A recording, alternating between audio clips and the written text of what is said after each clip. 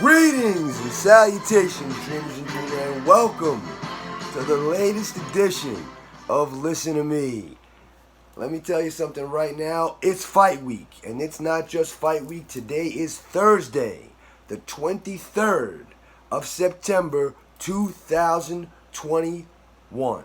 And in just 2 days, from right now, a little over 48 hours time, we're going to have a fight for the unified heavyweight championship of the world between the champion, Anthony Joshua, the unified WBO, WBA, IBF, IBO champion of the world, Anthony Joshua, heavyweight champion. He will be challenged by Oleksandr Usyk from the Ukraine. Now, Oleksandr Usyk. Let's go over his credentials quickly. Olympic gold medalist in 2012, okay? Former cruiserweight champion of the world, and not just a champion of the world, the undisputed cruiserweight champion of the world in the past, okay?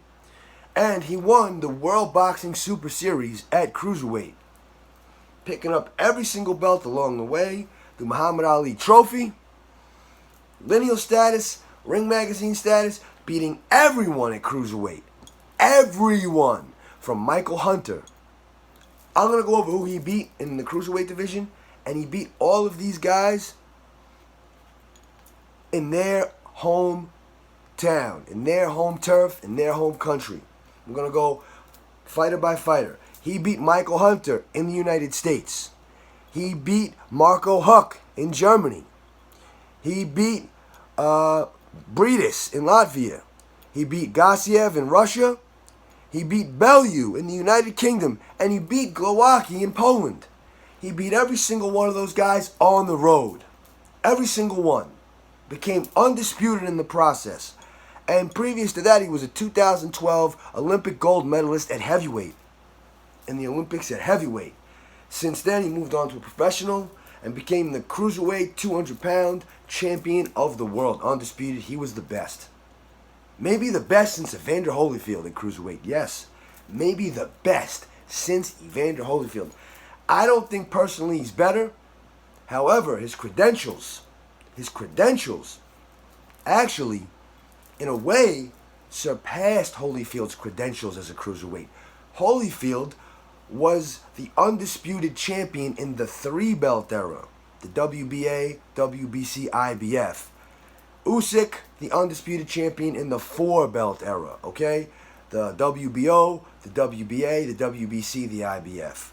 Now, times changed since the, 1980s to today. However, the accomplishment that Holyfield had, it doesn't matter how many alphabet titles were attached to it. Evander Holyfield is Evander Holyfield, and he was the man. Not only at cruiserweight, but then at heavyweight. He was the undisputed cruiserweight champion, and then the undisputed heavyweight champion, and also the only 4-time world's heavyweight boxing champion.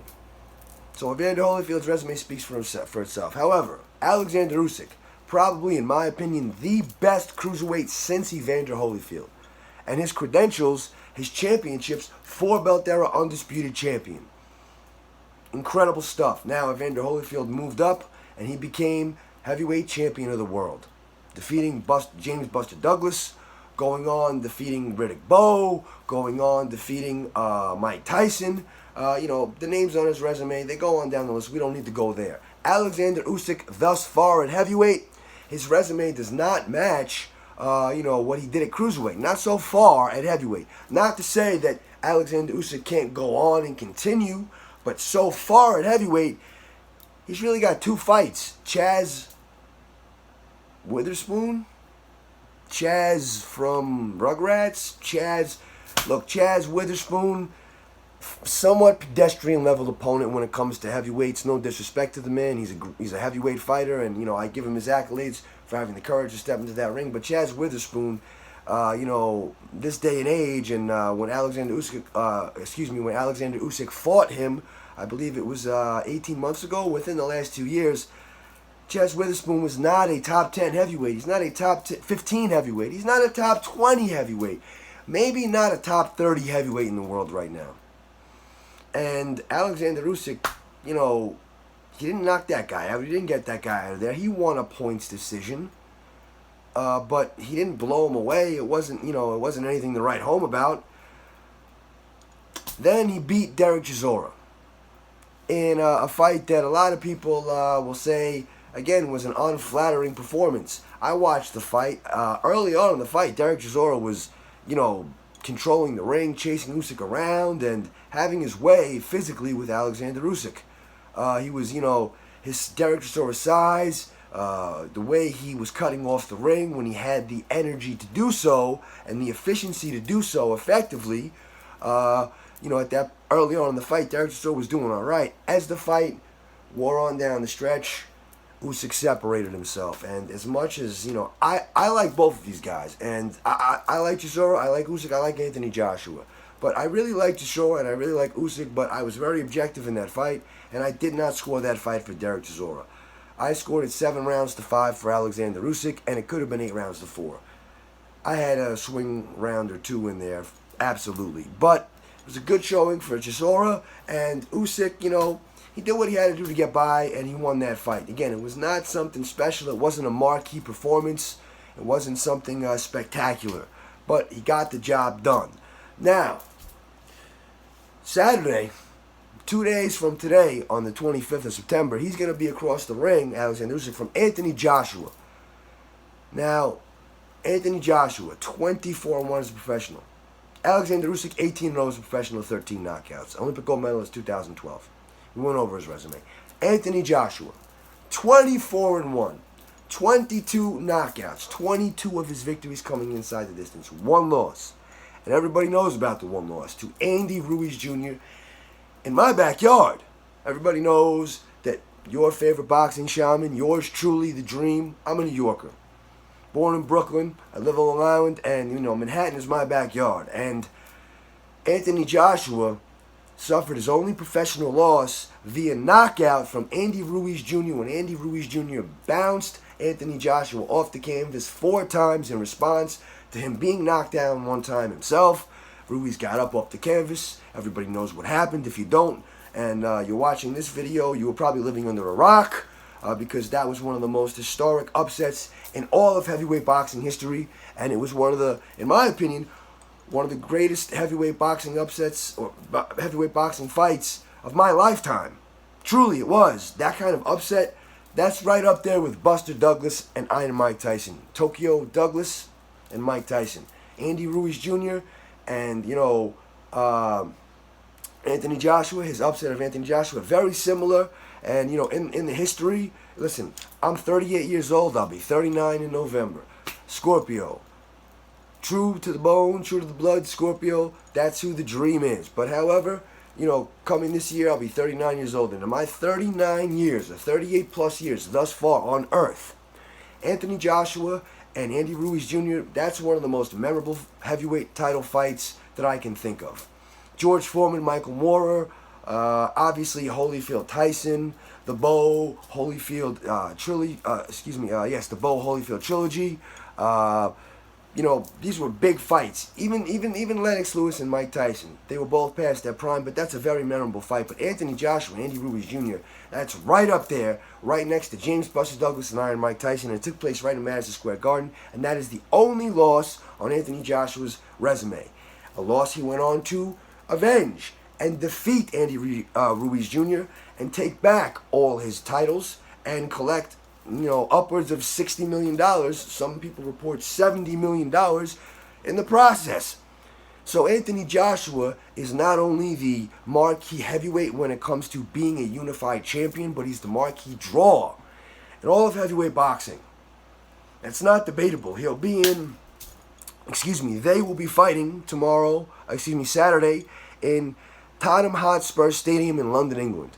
And they'll likely be in front of something like 60,000 plus fans. Yes, 60 plus thousand fans will be in attendance. And this is a historic fight.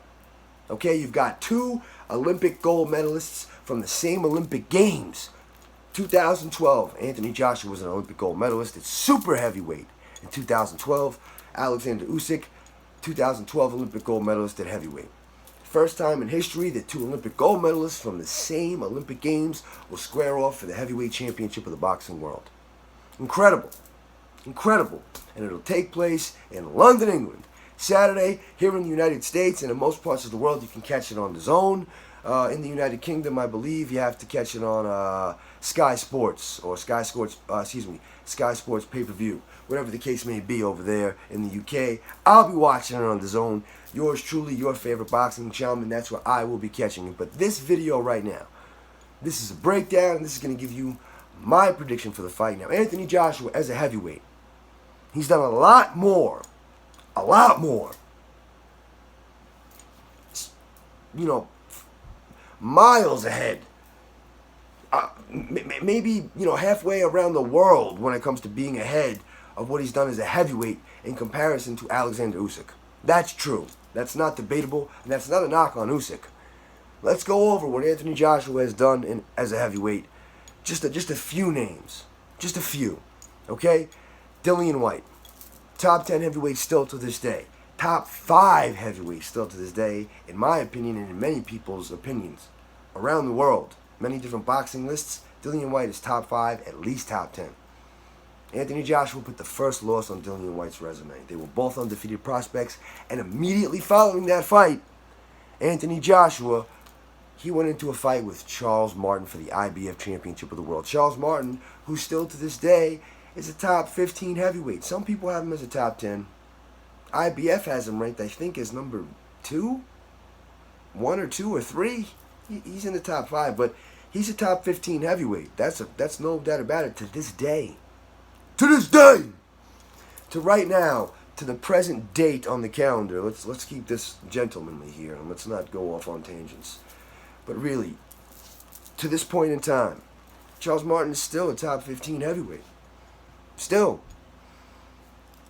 He went on from that fight to face Dominic Breazeale, who at some point was a top 10 heavyweight. When Anthony Joshua fought him, he was a top 10 heavyweight or a top 15 heavyweight, maybe.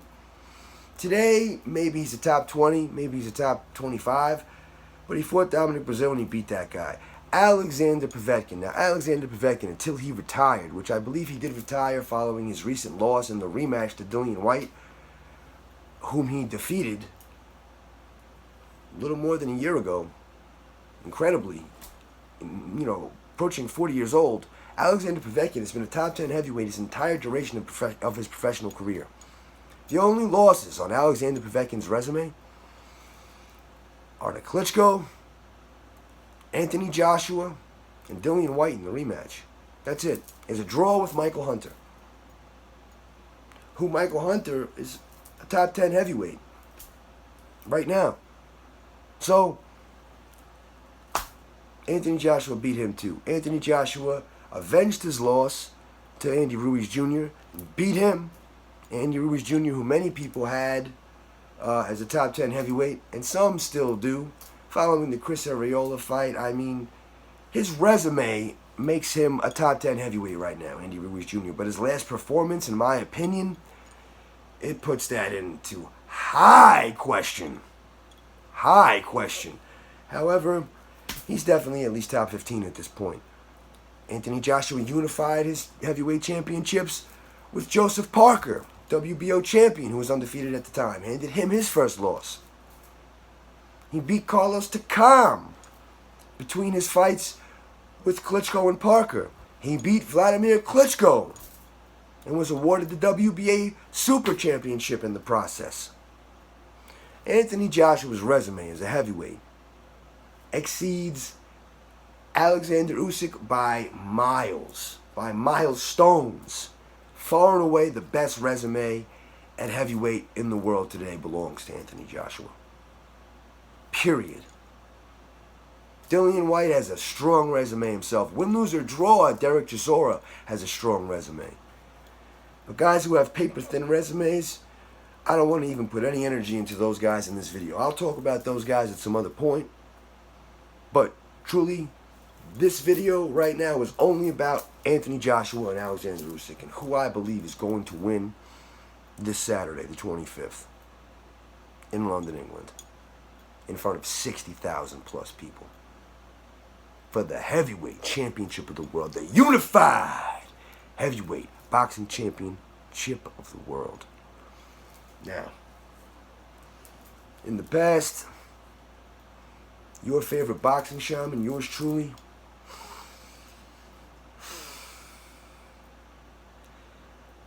I've made decisions maybe at the 11th hour. Usually I like to watch the weigh-in, but I don't need to watch the weigh-in. These guys aren't looking to make weight. I saw them today at the press conference. This morning, I saw them at the press conference. Watched it live. Not physically in person. I watched it live. And I can tell you that I really like both of these guys. Anthony Joshua is an exemplary character. Really. He has nothing but a positive message. And me, I'm a very positive guy. I like to be positive. I don't like pessimism at all. Pessimism to me is poison. Pessimism is poison. But reality and facts are very important. That's just the way it is. The truth is where the power lies. The truth, they say, shall set you free. And some people don't like the truth, but me, I love it. I love the facts. I love the truth. I like to see what's real. I like to deal with what's real.